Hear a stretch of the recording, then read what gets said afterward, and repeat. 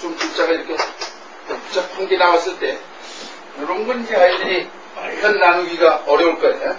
그래서 우선 눈에 띄는 건 자자를 하나 띄어서 볼 수가 있을 것이고, 또 가운데 이런 걸 띄워올 수도 있을 것이고, 그 다음에 또 이런 걸 띄워올 수 있을 것이고, 또 이렇게 나눠서 본다면 이 아이는 대단히 이건 수준이 높은 것이죠. 하여튼 이렇게 볼 때 네 가지 요소가 여기 들어있단 말이에요. 그러니까 책상이 이렇게 있는데 이게 책상 앞에 아이가 지금 있단 말이에요. 그런데 이것은 손이란 말이에요. 손이야. 그 다음에 이것은 산까지란 말이에요. 그래서 소위 우리가 육효라고 할 때 효자 이걸 쓰는 것이에요. 그래서 아이가 책상 위에서 손으로 산까지 가지고 하나 둘 셋 하고서 노는 거, 요게 바로 배우는 말이 생긴다. 그러니까 배운다는 것은 아이가 서당에서 책상 위에서 산까지 가지고 하나 둘 셋 하고 오는 데서 글자가 형성됐다. 그러면은 우리가 아이들이 저 배운 학들을 무조건 배우는 것보다 이렇게 해서 머리에 훨씬 잘 들어올 것이다. 그러니까 너희들도 이 학자처럼 책상 앞에서 이렇게 열심히 배워라. 이러면 아마 훨씬 더 의미가 있지 않을까 이렇게. 그래서 여러분들이 이제 5편을 보게 되면 이런 자가 있고 이런 자가 있는데 사실은 이게 지금 그냥 이건 없어져 버리고 이걸로만 지금 쓰고 있어요. 이거는 절구국자, 이거는 손깍지 낄 국자예요. 따로 썼던 건데 지금 자전에 웬만한 자전에 안 나와요.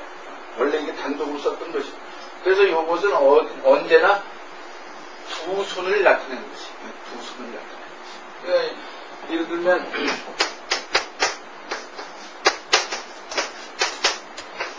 이렇게 하더라도 이게 양쪽에 손이라는 사실을 하시고, 이게 양쪽에 손이라는.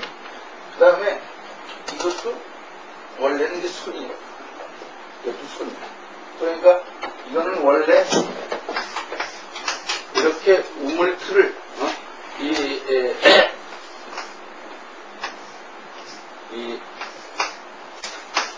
네 군데서 이렇게 우물틀을 한 사람이 무거워서 들지 못하더니 네 사람이 들고 일어나는 것이. 그래서 이 자가 일흥자란 말이야. 왜? 우물틀을 들고 일어난다는 데서 일흥자예요. 일흥자. 그러니까 이게 한자에는 지금에 와서 이렇게 부호로 변해서 이것도 손이고 이것도 손이고 이것도 손이었던 것을 아는 사람이 드물다. 이게 두 점이 아니라 손이라는 사실. 옛날에는 각골문에는 이렇게 썼다는 사실을 아시죠. 각골문이 이렇게 썼다. 그러니까 이제 한자를 사실은 이렇게 갔을 때는 그냥 보기만 하면 되지 뭐 배울 필요도 없죠. 아, 우물틀을 대신 들고 있구나. 그럴 수 있다.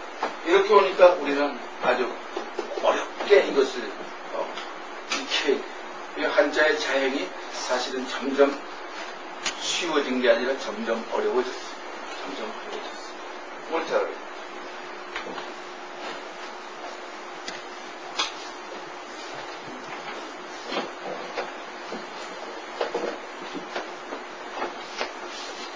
머릿속에 그래서 이제 여러분들이 기억하고 계십니다. 그 중에서도 의류 상형의 글자, 상형 기사의 글자는 400자가 아니고 내고 대부분이 여기에 속하는데 그 중에서도 이 흥성은 85%가 여기에 속한다. 그래서 앞으로 제가 그 자료를 하나 드릴 테니까 형성자 연구를 제가 해놓은 게 있어요. 그래서 이 형성자는 85%를 차지했는데 그 기본 글자가 한 150자만 공부하면 그 형성자라는 게 이제 아까 얘기한 대로 이런 것은 단독으로도 쓰이면서 성부로 왔으니까 이런 건 문제가 안 되는 것이다. 다만 단독으로는 안 쓰이는데 그것이 성부로서 못이다는 거. 지난번에 이런 거 얘기했죠. 이게 뭐라 그랬어요? 무슨 자라 그랬어요?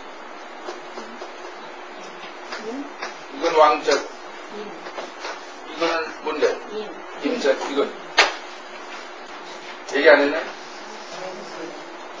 지금 싶은 것 같은데. 그래요? 그러면 이제부터 보시면 했다고 그럴게요. 이자 기억이 나요?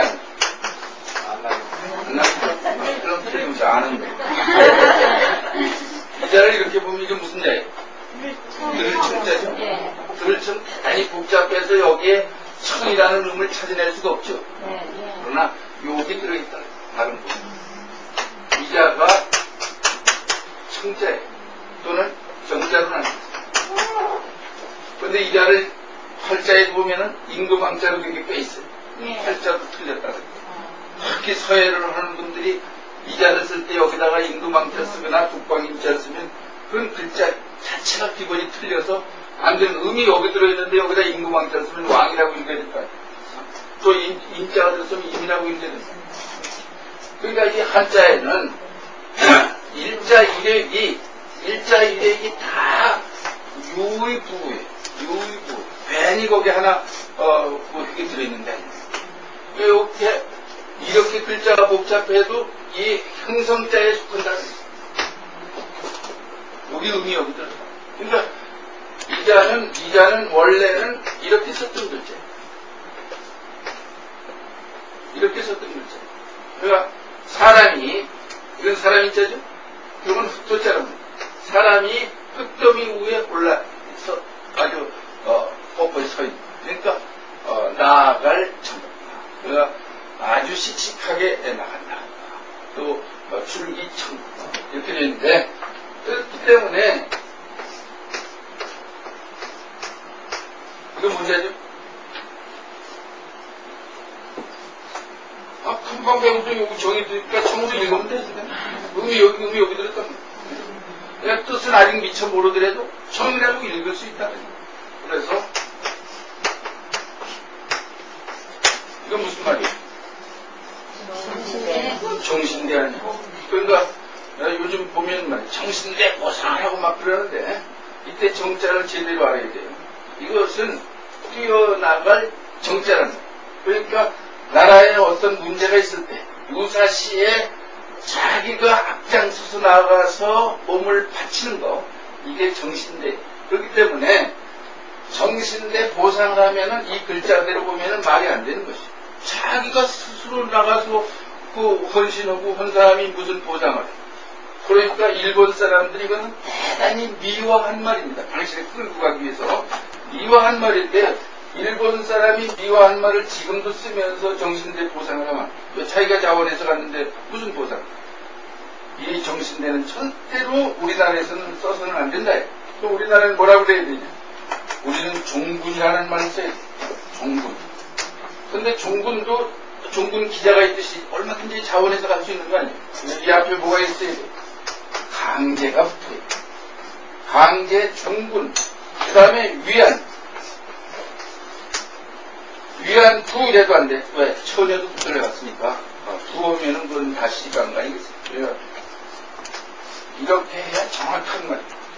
강제, 종군, 위안 여성.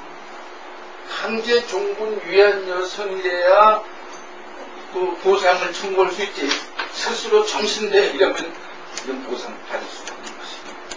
그래서 우리나라의 이 신문 기자들 자체도 이러한 한자어의 하나하나의 의미를 잘 모르고 입에서 입으로 그냥 어렴풋이 떠들다 보니까 신문에 이런 소리 막 떠들어요. 그래서 내가 이걸 지적했더니 요즘 신문에 정신대라는 말 잘 안 씁니다. 그래서 종군 위안부 하는데 그것도 사실 부정확하다. 내가 얘기하는 것은 강제 종군 위안부 여성이래야 정확하다. 그래서 우리 말에 지금 현재 의무식을 막론하고 그냥 그 어휘가 함부로 쓴단 말이에요. 그것은 어디에서 온 현상이냐 하면은 반세기 동안 한자 교육이 철저히 되지 않은 데서 그 의미를 정확히 모르고 어렴풋이 떠드는 데서 오는 것이에요. 이번에도 효순 미순이 추모회 이러는데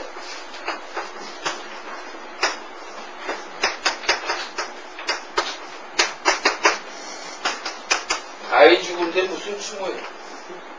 그것은 절대로 추모란 말 쓸 수가 없어요. 자기들이 평상시 그 살아있을 때 그 사람 사모해본 일이 있냐? 그런데 쓰는 게 아니에요. 적어도 추모할 때는 그 사회에 명망이 있던 분이 돌아가셔서 추모하는 거지.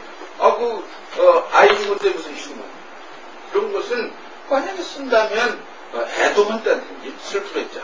애도한다든지 또 한다면 뭐 추도한다든지 이런 모르지만 추모해 자기들이 평상시 그중에 그 아이를 살아있을 때 한 번 가서 사모해본 일이나 있냐? 그러니까 이런 용어가 언론에서 마구 쓴다는 것은 무식이 지금 횡행하기 때문에 한자를 그동안에 제대로 공부하지 않아서 그런 것입니다. 이런 거 뭐 일일이 전부 지적하면 끝이 없어요. 끝이 없단 말이에요. 우리의 저기 삼각지에 가면은 전쟁 기념관이 있는데 세상에 전쟁을 기념하는 나라도 있어요. 이런 건 아주 무식의 소치라고.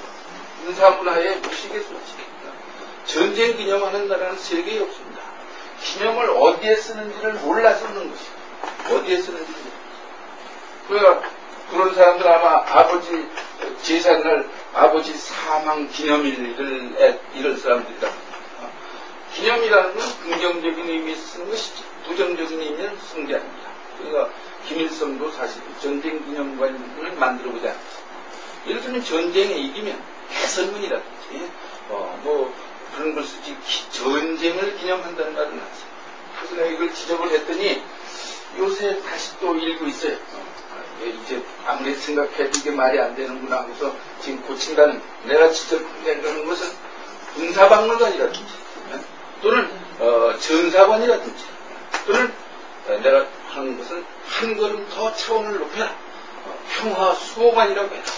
평화수호. 우리는 평화를 수호하기 위해서 전쟁을 한 것이지 전쟁 자체를 기념하려고 한 게 아니다. 그러면 평화수호관이라고 한국에 서 있을 때 외국에서 한국은 참 차원 높은 사람이구나. 전쟁에 싸운 그 유물들을 갖다 놓고 평화수호관이라고 할 때 벌써 차원이 다른 사람들. 그러니까 우리는 어휘 하나를 쓰더라도 이 정신적인 소산이니까 말이라고 하는 건 사고의 표현이니까 머릿속에서 어떤 사고를 하고 있느냐가 대단히 중요한 것이에요. 그래서 나는 특히 우리나라에서 지금 이 용어 잘못 쓰는 거 이건 대단히 아주 문제로 삼고 있는 것이 여러분들이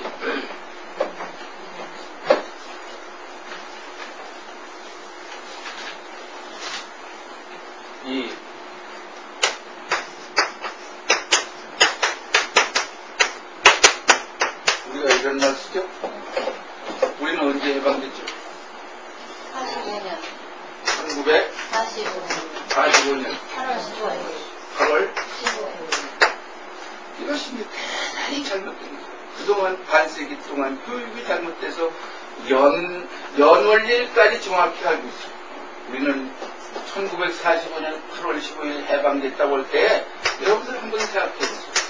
해방이라는 것은 원래는 한자어로는 이 자체가 타동사인데 우리말에서는 하자를 붙여서 타동사를 만들어요.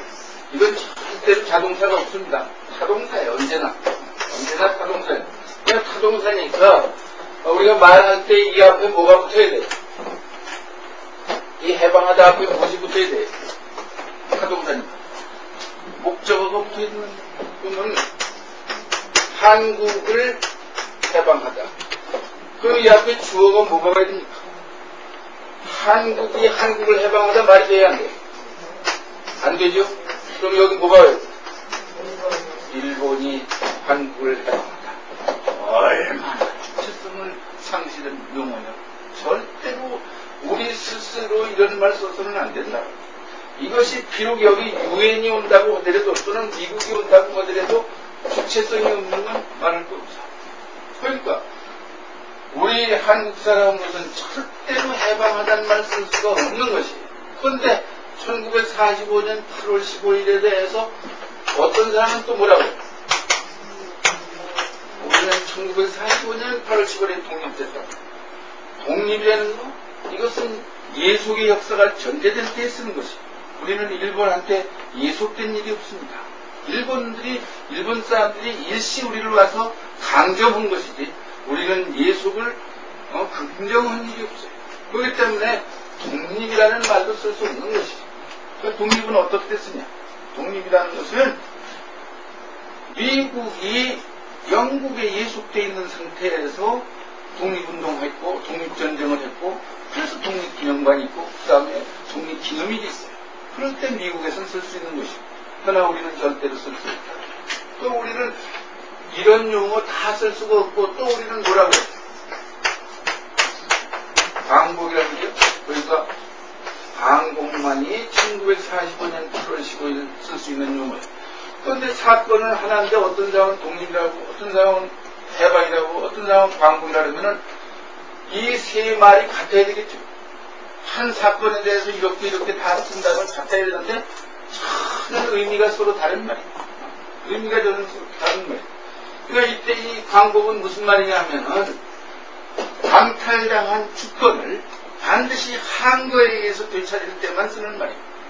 그러니까 1945년 8월 15일은 광복된 날이지 해방 독립된 날이 아니에요. 이거는 대단히 수치스러운 용어예요. 그런데 우리가 지금도 대통령을 위시해서 대학의 교수도 방송에 나와서 조금도 주저없이 우리는 1945년 8월 15일 독립돼서 또는 해방돼서 하나도 부끄러움 없이 써요. 그 이유가 어디 있냐? 반세기 동안 독립, 해방, 광복의 어휘 개념을 철저히 공부한 일이 없어요. 그렇기 때문에 어렴풋이 쓰는데 더군다나 광복이 되면서 당시에 일본 사람들한테 공부한 사람들이 그 백화를 해가지고 나오는데 해방 이래가지고 나왔던 그게 사진에도 지금 막 나오죠. 그러니까 일반 백성은 그 유식인들이 해서니까 따라서 그냥 다 해방 한 것이죠. 그러나 광복이라는 말을 알지 못했던 것이죠. 그래서 그래도 우리는 이 1945년 8월 15일은 뭐라고 그래요? 다행히 광복절이라고 하는 용어를 쓰고 있습니다. 이것을 만약에 해방절 독립기념일 이랬으면 굉장한 수치가 되는 건데 다행히 그래도 광복절 한다. 그 광복절이라고 한 것은 그 누구의 덕이냐면은 위당 정인보 선생의 덕이에요. 위당 정인보 선생은 철저하게 그 한자의 의미를 알기 때문에 광복절이라고 붙인 것입니다. 그러니까 우리가 지금 만약에 말이에요. 이것을 1945년 8월 15일 우리 독립기념일로 하자 이러면 여러분들이 찬성하겠습니까? 찬성할 수가 없는. 우리는 개국일에 독립한 나라지 일본한테 이때 독립된 나라가 아니다. 여러분들 그 선언서 공부하셨죠? 그래서 그 선언서에 보면 우리 선조들은 굉장히 말을 정확하게 써요. 그 첫머리에 조선의 독립국임을 선언하노라 이렇게 되어 있습니다. 조선의 독립국임을 선언하노라. 독립시켜주시오 이런 선언서가 아니란 말이에요. 조선의 독립국임을 선언하노라. 이 나라는 개국의 독립국이라는 것을 주장한 선언문이지 예속된 상태에서 독립시켜달라는 미국이 마치 영국의 독립 청한 것 같은 그런 운동이 아니다. 우리는 독립운동은 독립운동이지만 이 나라는 개국일의 독립국이라는 것을 주장한 독립운동이라는 사실을 여러분들이 잘 아십니다. 그런데 우리는 반세기 동안 교단에서 학교 시절에 이런 강의를 교사들로부터 들어본 일이 없어요. 그러니까 요즘 그 겪지도 않은 애들도 독립이다, 해방이다 이렇게 어른이 하는 대로 따라서 쓰는데 이것은 대단히 수치스러운 용어다. 대단히 수치스러운 용어. 그래서 제가 4차 교육과정에서 초등학교 국어교과서 심의할 때에 내가 철저하게 주장해서 그전에는 국어교과서에 해방이라는 말이 많이 나왔지만 철저히 내가 다 빼버렸어요. 다 빼서 광복이라는 용어로 붙였던 것입니다. 그래서 내가 이 처음에 목천에 독립기념관을 세울 때 제일 먼저 내가 반대. 그래서 신문에 나가고 그 다음에 내가 세종문화회관에서 그 반대 대회를 했을 때 내 얘기를 들은 사람들은 그렇지. 참 우리가 지금까지 잘못했구나. 유식인들도 그런 거 아니에요. 그런데 결국은 그 당시에 그 문공장관이 이진이라는 사람인데 그 개인의 주장에 의해서 저렇게 변해버렸어요. 원래는 사실은 광복기념관으로 준비가 됐던 것이. 그런데 하루아침에 그 이진이 문공장관에 의해서 독립기념관으로 바뀌었습니다. 그런데 그 독립기념관이 개관되기 며칠 전에 불이 났어요. 불이 났으니까 우선 조선일보 기자가 저부터 찾아와서 제가 반대하던 사람이니까 불난데 대해서 어떻게 생각하는가 해서 그것은 절대로 노전이나 전공의 실수로 불난 게 아니다 말이지. 이 나라는 최고기의 독립이라고 외치다가 돌아가신 우리 지하의 영령들의 분노함일 것이다. 그랬어요. 그 신문에 그대로 나갔습니다. 그래도 그 당시 군사정권에서 날 붙들어가지 못했어요. 왜? 내 이론이 분명하니까. 그래서 내가 이게 우연한 것이 아니라고 생각되는 게